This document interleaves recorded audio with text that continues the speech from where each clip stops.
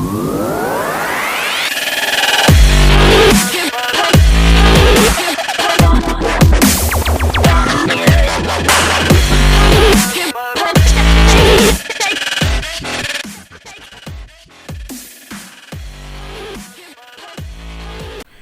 जमाना था जब मैं भी हंसती खेलती गुनगुनाती थी लोगों के शौक से। नजर ऐसी लगी हो गई मैं सुनसान एक ही रात में, बन गई खंडहर सब डरने लगे जो मैं मशहूर हुई भूतों की खौफ से। मैं कुलधारा कभी पालीवाल की शान थी, एक पापी की पाप भरी नजर से बदला सब कुछ। मेरे वर्तमान की कहानी कुछ इस तरह लिखी अतीत ने। नमस्कार दोस्तों, हर्ष टॉक में फिर से आपका स्वागत है। आशा करता हूँ आप सब खुशी में होंगे, मजे में होंगे, सब परिवार सहित।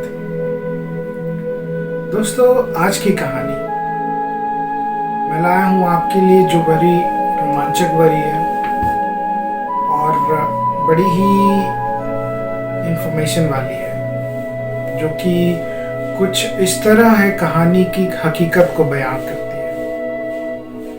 तो आज उस जगह के बारे में जानेंगे हम लोग जो बहुत ही मशहूर है भूतों के किस्से से। और ये बस एक भूतों के किस्से वाला कहानी है नहीं, एक ऐसी कम्युनिटी थी जो अपनी आन बान शान के लिए रातों रात गायब हो जाती है। और उसी सिलसिले को लेके लोग बोलते हैं कि शायद एक रात पे अगर कोई जगह खाली हो जाए तो आप जानते हैं कितने सारे क्वेश्चंस उठेंगे, कितने सारे सवाल आएंगे कि कहाँ गए, क्या हुआ, कौन सी ऐसी दैवीक आपदा आ गई जो सारे लोग, गांव के लोग कहाँ निकल गए, मतलब कहीं अता पता नहीं किसी का। तो दोस्तों, ये कहानी है कुलधारा की। और इस कहानी को जानने के लिए, इसे समझने के लिए हमें 200 साल चलना पड़ेगा पीछे।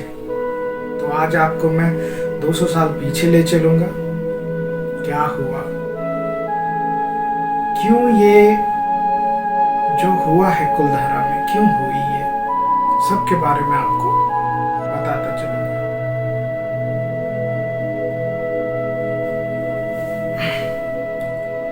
तो आगे बढ़ने से पहले मैं ये बताता चलूं कि अगर आपने चैनल को अब तक सब्सक्राइब नहीं किया, प्लीज सब्सक्राइब कर लें और अपने इस दोस्त को सपोर्ट करें। तो दोस्तों, ये कहानी शुरू होती है करीबन 200 साल पहले। और ये कहानी होती है राजस्थान में। राजस्थान का एक गोल्डन शहर है जिसका नाम है जैसलमेर। जैसलमेर से करीबन 18 किलोमीटर एक जगह है, एक गांव है जिसका नाम है कुलधारा। ये कहानी वहीं की है। तो शुरू होती है ये कहानी 1825 में, जहां कुलधारा एक हंसती खेलती मुस्कुराती जगह थी, जहां पे पालीवाल ब्राह्मण वो लोग रहा करते थे। कहा जाता है कि पालीवाल ब्राह्मण उस कुलधारा में नहीं बल्कि और आसपास के 84 गांव में रहा करते थे। तो करीबन 600 घर होते हैं जहां पे उनकी बस्ती थी। तो ये भी मैं बता दूं आपको, जब हम पालीवाल ब्राह्मण के बारे में बात कर रहे हैं तो ये उनकी माइग्रेटेड बस्ती थी। मतलब उनके एंसेस्टर थे, वो एक जगह है राजस्थान में ही, एक पाली डिस्ट्रिक्ट है। तो वहां से ये लोग माइग्रेट होके जैसलमेर के पास कुलधारा में रहते थे। तो करीबन जहां से वो लोग माइग्रेट हुए थे पाली से, कम से कम 350 से लेके 400 किलोमीटर होगी करीबन डिस्टेंस उनके। तो हुए होंगे जैसे माइग्रेशन होता है लोगों का, एक जगह से एक जगह जाते हैं ताकि बेटर लाइफ के लिए। तो शायद उनका भी एंसेस्टर पाली से वो माइग्रेट होके आके राजस्थान के रहने लगे। और कहा जाता है वो लोग बहुत ही कुशल पंडित थे और वो गांव एकदम मतलब अमीरों का था, जैसे मतलब धन दौलत की कमी न थी उनके पास। उनके पास बहुत सारे ऐसी टेक्नोलॉजी थी। उस रेगिस्तान में पानी इकट्ठा करना बहुत बड़ी चीज़ है। तो उस पानी को प्रिजर्व करके भी पालीवाल ब्राह्मण अपना दिमाग लगा के, अपना टेक्नोलॉजी लगा के हार्वेस्टिंग में भी बहुत अच्छे थे, मतलब एग्रीकल्चर में बहुत अच्छे थे। तो वो लोग खेती बाड़ी भी अच्छा करते थे, पूजा पाठ में भी बढ़िया थे। तो मतलब कहा जाता है कि वो गांव एकदम अमीरों का था। राजस्थान के जो जैसलमेर है, जैसलमेर में जो शासक थे, उन्हीं का एक दीवान था जो उस गांव में बहुत सारे टैक्स इम्पोज करता था। मतलब बहुत सारे मतलब जो जैसे अंग्रेज लोग करते थे कि बहुत सारा टैक्स लगा दो, ये लोग चाहे जैसे भी भरे। तो वैसा ही कुछ था वहां का सीन। और ये दीवान का नाम था सलीम सिंह। सलीम सिंह कहा जाए तो एक बहुत ही क्रूअल दीवान थे, बहुत ही अत्याचार करते थे, इतने सारे टैक्स लगाते थे लोगों के ऊपर। उसका भी एक कारण है। कहा जाता है उनकी हिस्ट्री ये है कि जब वो करीबन 10-12 साल के थे, तब उनके पिताजी का लोगों ने बहुत अत्याचार किया था। उनको उनके ही आंख के सामने मार दिया गया था। और वो भी एक दीवान थे, देशद्रोह के लिए शायद कुछ दंडित किया था उनको। तो वो मंजारा देख के, वो एक्सपीरियंस पाके सलीम सिंह बहुत ही क्रूअल हो गए। और इसीलिए कहा जाता है कि वो चाहते थे कि जैसलमेर का जो राज्य, मतलब जो राजा थे, उनसे वो सब कुछ छीन ले और अपने आप को बहुत स्ट्रांग करे। तो इसीलिए उनका जो कोठी था, मतलब जो हवेली उन्होंने बनाई थी अपने लिए जैसलमेर टाउन से दूर, वो बहुत बड़ी हवेली थी। जैसे राजा महाराजाओं की तरह वो अपने आप को रखते थे। तो कहा जाता है उनके हवेली से जैसलमेर की हवेली, वो डेली आना जाना करते थे, वहाँ पे रहते, अपने हवेली में रहते थे, यहाँ पे भी रहते थे और ऐशो आराम करते थे जाके अपने हवेली में। तो कहा जाता है कि जब वो गुजर रहे थे, कुलधारा बीच में आती है। उस कुलधारा में एक जगह अपना घोड़ा रखे और घोड़े को पानी पिलाने के लिए वो एक्चुअली रुके। तो उसी वक्त उनकी नजर एक लड़की पे पड़ती है, एकदम ही खूबसूरत लड़की, पालीवान ब्राह्मण का गांव का लड़की।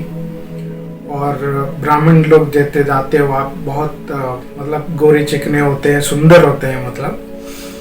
तो उसको देख, वो लड़की को देख सलीम सिंह का,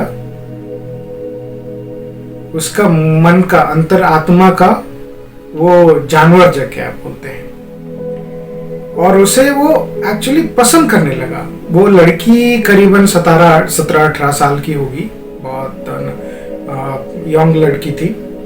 लेकिन सलीम सिंह, जानते हो आप, बहुत बड़ा इंसान था, पर शरीर में भी बड़ा, देखने में भी बड़ा खूंखार लगता था। और जब उसका दिल आ गया तो उसने क्या किया, वो सब कुछ पता किया, वो पता लगाया कि किसका लड़की है और कहाँ से है। तो पता चला कि वो लड़की, वो पालीवाल ब्राह्मण कम्युनिटी जो था उनका एक हेड थे, हेड प्रीस्ट जो कहते हैं, उनका एक हेड थे। तो जैसे हम लोग के गांव में होता है सरपंच एक्सेट्रा, जो हेड होता है, उसी तरह कुछ हेड थे। तो सलीम सिंह क्या करता है कि वो संदेशा पहुंचाता है, मतलब उनके यहाँ पहुंच के उस हेड प्रीस्ट को बोलता है कि आपकी लड़की से मैं शादी करूंगा, उसको अपना वाइफ बनाऊंगा। लेकिन ब्राह्मण समाज, वो रहे शाकाहारी, मांस मच्छी खुद नहीं खाते थे, तो उसका मतलब सब पता था उनको कि ये सलीम सिंह कैसा है। तो उन्होंने, मतलब लड़की के पिता ने इनकार कर दिया। ये जवाब देके कि आप मच्छी खाते हो, मतलब नॉनवेज खाते हो, और हमारा समाज ये खाता नहीं है, एक्सेप्ट नहीं करेगा, ऐसा बहुत सारे देके रिप्लाई देके उन्होंने मना कर दिया। तो सलीम सिंह गुस्से वाला आदमी, दीवान, खुखार, विकराल रूप, तो वो क्या करता है कि उनको एक टाइम देता है, पालीवाल ब्राह्मण को एक टाइम देता है। टाइम क्या देता है कि वो बोलता है आप एक दिन के रात तक इस लड़की को हमारे पास छोड़ दो, नहीं तो अंजाम बहुत बुरा होगा और उस गांव में अटैक होगा। मतलब वो सेना बल लेके वो गांव में अटैक कर देगा। तो बहुत सारे लोग ये सुनकर डर गए, क्योंकि हिस्ट्री पता थी उनको सलीम सिंह की।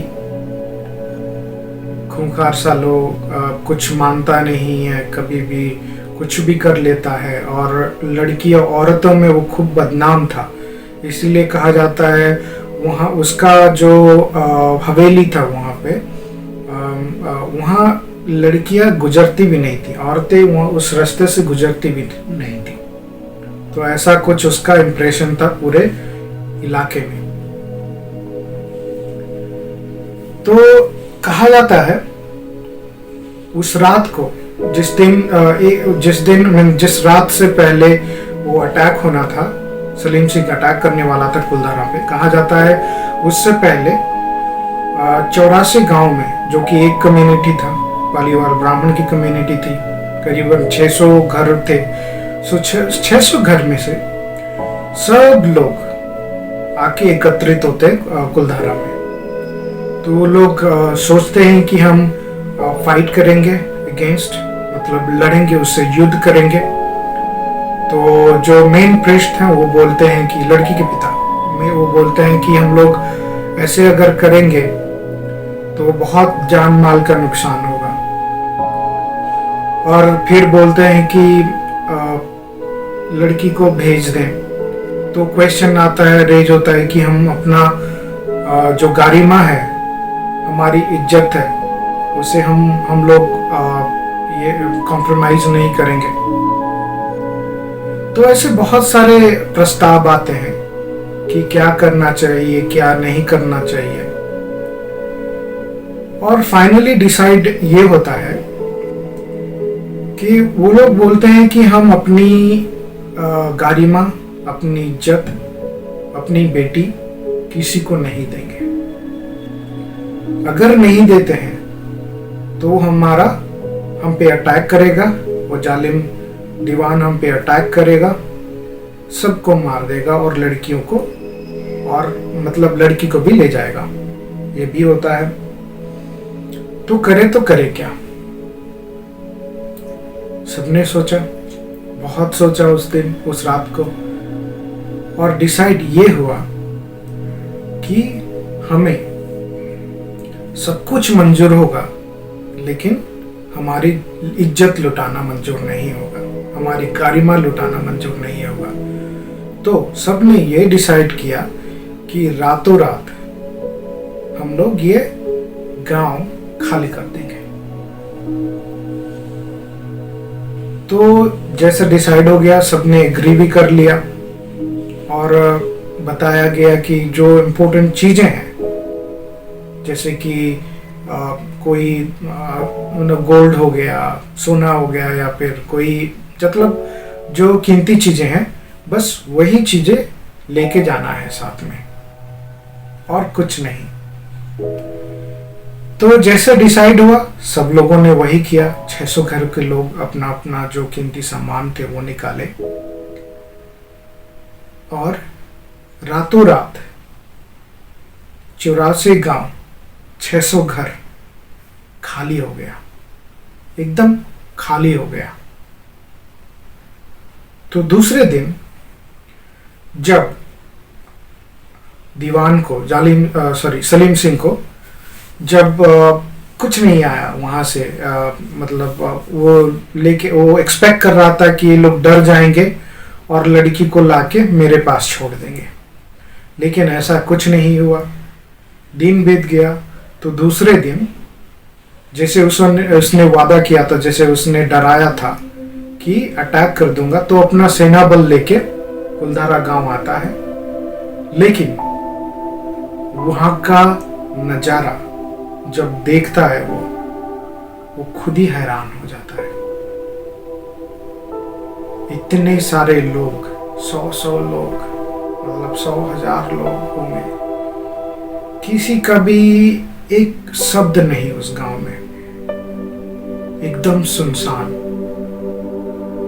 धरती खा गई, आसमान निकल गया, कुछ अता पता नहीं। इतने सारे लोग, जाए तो जाए कहाँ और कैसे जाए, बिना आवाज किए, बिना किसी को कानो कान पता लगे। दीवान बड़ा हैरान हो गया और वहां पे हार मान ली। तो कहा जाता है तब से उस गांव में, जब उस गांव को खाली पाया, जो सैनिक आए थे वहां पे आश्चर्य हो गए देख के कि कोई नहीं है। तो वो लोग क्या किए, वहां पे बहुत सारे दौलत भी थे ना, जिसको पता था कि ये लोग बहुत अमीर हैं, और बहुत सारे खुदाई किया। दीवान ने खुदाई किया कि बहुत सारी चीजें मिल जाएं। इस बात का पता नहीं कि कुछ उसे शायद हासिल हुआ, मिला या नहीं, पर हाँ ये जानकारी जरूर है कि उसके सैनिक वहां पे रहने, वहां जो घर बना हुआ था, बहुत समृद्धशाली घर बना हुआ था, जगह था वो, तो वहां पे रहने की कोशिश की अपना फैमिली लेके, बट वहां पे कोई रह नहीं पाया। क्योंकि कहा जाता है जब वो ब्राह्मण वो जगह से निकल के गए, वो श्रापित करके गए उस जगह को कि यहाँ पे कोई बस नहीं पाएगा कभी। तो वो श्राप उनका अभी तक जारी है। ना उस जगह में कोई रह पाया, जितने कोशिश किए सब हार गए, कोई रह नहीं पाया उस जगह में। और आज तक वो जगह वीरानी है।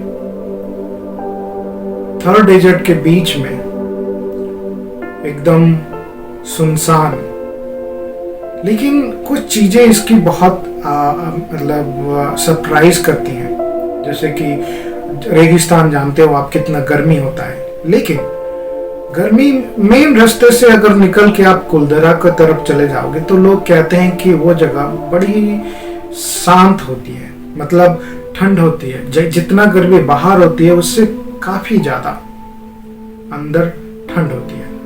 अब पता नहीं इसका कारण क्या होगा, वो तो अभी तक सरप्राइज ही है और अभी तक सीक्रेट ही है। और कहा जाता है कि कुछ एक दिल्ली का पैरानॉर्मल सोसाइटी का लोग, कुछ मेंबर्स उस जगह पे जो हॉन्टेड है, कुलधारा हॉन्टेड प्लेस है, उसका राज जानने के लिए, वो एक्चुअली में हॉन्टेड है या नहीं, उस जगह में कुछ एक्सपेरिमेंट कर रहे थे, मतलब जानने की कोशिश कर रहे थे ये रियली हॉन्टेड है या नहीं। सो वो पैरानॉर्मल एक्टिविटी जो करते हैं, जो चेक करते हैं कोई स्पिरिट या घोस्ट है या नहीं, सो वो अपना गैजेट एंड इक्विपमेंट लेके वहाँ पे जाते हैं और रात के मतलब करीबन 12 घंटे वहाँ पे एक्सपेरिमेंट करते हैं। सो शायद उनको कुछ ऐसा नहीं मिला, लेकिन लोग कहते हैं जो टूरिस्ट होते हैं और मतलब वो लोग जो गए थे एक्सपेरिमेंट करने, तो उनको ऐसा कुछ तो हासिल नहीं हुआ, मिला नहीं। पर कहते हैं कि उन्होंने अपने कार में वो छोटे छोटे बच्चे लोगों का अपना हैंड प्रिंट देखा, मिला उनको बाद में। तो ऐसी कुछ घटनाएं हैं। यहाँ बहुत सारे लोग बोलते हैं कि कोई स्पिरिट मूव कर रहा है, जैसे लगता है कोई शैडो इधर से उधर हो रहा है, ऐसा कुछ कहते हैं, मतलब ऐसा महसूस हुआ है कहते हैं लोग। तो ये कुलधारा की कहानी है। और वो जो लोग निकल गए वहां से, आज तक पता नहीं चला कि वो 600 घरों के लोग, 84 गांव के लोग कहाँ चले गए रातों रात। और एक चीज बहुत बड़ी चीज है, उनका कम्युनिटी का जो स्ट्रेंथ, जो अपनापन उनका, कि एक इंसान को वो विपत्ति आई लेकिन सब ने उसका भरपाया किया। जो मेहनत लगाई थी उन्होंने अपने घर को बनाने के लिए, अपने फैमिली को बनाने के लिए, एक ही रात में एक लड़की के लिए वो लोग सेक्रीफाइस कर गए। सोचिए कितनी बड़ी बात है। आज हम लोग अपने नेबर को टॉलरेट नहीं कर पाते हैं, और तभी 200 साल पहले 84 गांव के लोग अपना घर खाली करते थे। 600 घर, सोचिए क्या बड़ी मतलब किसी को अगर उस चीज का एक्सपीरियंस हो जाए तो मतलब एकदम रोंगटे खड़े कर देने वाली बात होगी। और जो बल्कि मैं आपको कहानी बता रहा हूँ और मेरे खुद के बॉडी में ऐसा फील हो रहा है, कान में ऐसा फील हो रहा है कि वो नजारा, वो सिचुएशन कैसा होगा। तो चलिए, ये तो इतिहास है और इतिहास हमको हमेशा सरप्राइज करती रहती है कैसे ना किसी तरीके से। और इस तरह कहानी होती है जो सच्ची में बहुत ही सरप्राइजिंग होती है, जो आज भी हमारे रोंगटे खड़े कर देती है। तो दोस्तों, ये थी कुलधारा की कहानी।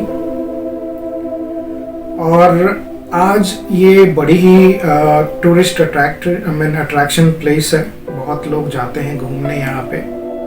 हालांकि रात के बाद परमिशन नहीं है किसी को यहाँ पे रुकना। और इंडियन गवर्नमेंट ने जो पैरानॉर्मल एक्टिविटी के चलते वहाँ पे भी मतलब रिस्ट्रिक्ट किया हुआ है कि रात को कोई ना रुके, बट लोग रुकते हैं, एक्सपेरिमेंट करते हैं परमिशन लेके। और कहा जाता है कि एक आध मूवी भी हुई, कुछ डॉक्यूमेंट्री भी हुई है वहाँ पे। तो दोस्तों, आपको अगर मौका मिले, आप अगर जाना चाहो तो जरूर जा सकते हो। जैसे मैंने बताया, राजस्थान के गोल्डन सिटी जैसलमेर से करीबन ये 18 किलोमीटर दूर है। तो एक्सपीरियंस कीजिए, बहुत सारी चीज़ें अभी तक जाननी है हमें। और हाँ, कुछ चीज़ें जान के मन को बड़ा तसल्ली होता है। तो दोस्तों, ये कहानी इसी तक, कुलधारा की कहानी। और आपको अगर कहानी अच्छी लगे, ये वीडियो अच्छी लगे, तो प्लीज़ लाइक कीजिए और कमेंट में आप अपना फीडबैक दीजिए कैसा लगा आपको। और कुछ कहानी सुनना चाहते हैं तो भी बताइए हमें, और आपको मैं वो कहानी सुनाने की कोशिश करूँगा। तो दोस्तों, आपका टाइम देने के लिए मेरे साथ धन्यवाद। वीडियो थोड़ी लंबी हो गई क्योंकि कहानी ही इतनी रोमांचक वाली थी, इंफॉर्मेशन वाली थी। तो फिर मिलता हूँ मैं आपको और किसी वीडियो में आपको एंटरटेन करने के लिए। आप तक इंफॉर्मेशन पहुंचाने के लिए। तो प्लीज़ जाते जाते वीडियो को लाइक कीजिएगा, कमेंट कीजिएगा और हो सके तो दोस्तों के साथ शेयर कीजिए। बोलते हैं कि शेयर से इंफॉर्मेशन बढ़ता है। और हाँ, चैनल को सब्सक्राइब भी कर लीजिएगा अगर आपने किया नहीं है तो, और बेल नोटिफिकेशन दबा दीजिएगा ताकि मैं कोई भी वीडियो पोस्ट करूं आप तक वो पहुंच जाए। तो आप मुस्कुराते रहिए, हंसते खेलते रहिए, अपने फैमिली को खुश रखिए।